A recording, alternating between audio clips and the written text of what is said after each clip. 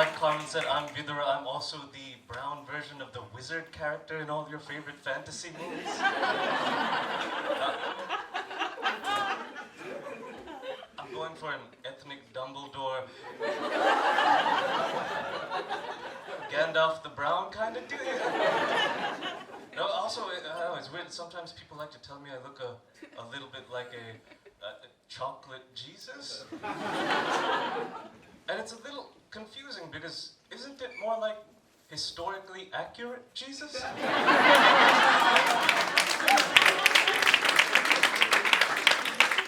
love the irony of that because that means that some of the most racist white nationalist people in the world wake up every day to pray to a brown socialist Jew from the Middle East with a Mexican name.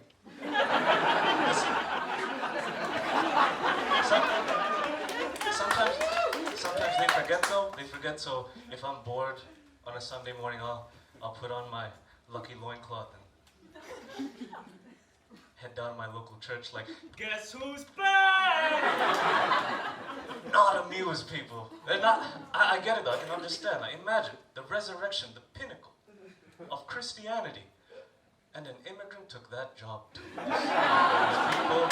These people, it's a problem.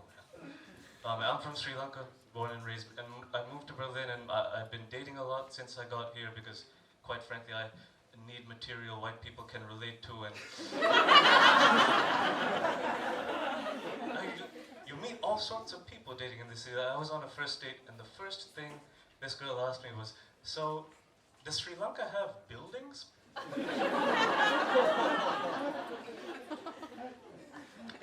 But I just went with it and told her the story of my childhood according to the plot of the Jungle Book.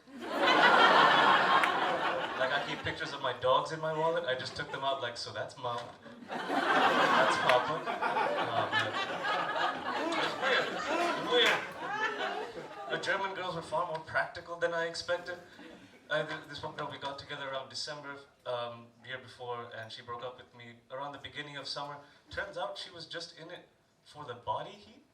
And I sent her a message, drunk and lonely. A few weeks later, she replied, "Call me back in winter."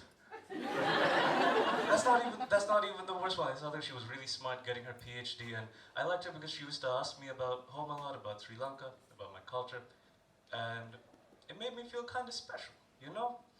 Until I found out she was writing her thesis in South Asian studies. And I found it. And I read it. And all the stuff I said was referenced to native number 4? How many innocent brown men was this? Oh my goodness, people. Stuff like that. So like racism's hard sometimes, but it's the worst when they're right. Yeah. Sometimes when I'm getting to know someone and they'll ask, I'm saying stuff about myself, before I even say what I do, they'll be like, "Oh, so do you work in IT?" And well, that's exactly what I'm talking about, man. Because yeah, I do kind of work in IT. Go fuck yourself. And you know, that's really because brown stereotypes are just poor stereotypes, and most poor people in the world happen to be brown. You can thank the Queen for that. But you know, when you grow up in that part of the world, your parents teach you to dream practically. They're like, aim lower. Like, I want to be president, town council. Like, I'm gonna cure cancer, general practitioner. And let's work something. Like, I'm gonna change the world. Like, get a visa and a paycheck, and then we'll talk. Whereas here, it feels like it's the opposite. Like here, your parents tell you you can grow up and be anything you want to be. Like, aim for the moon, and you'll land in the stars. And that doesn't seem to have worked out great for a lot of you guys. As far as I can tell, the higher you aimed, the further you fell. Like CEO, product manager. Movie star, barista. DJ.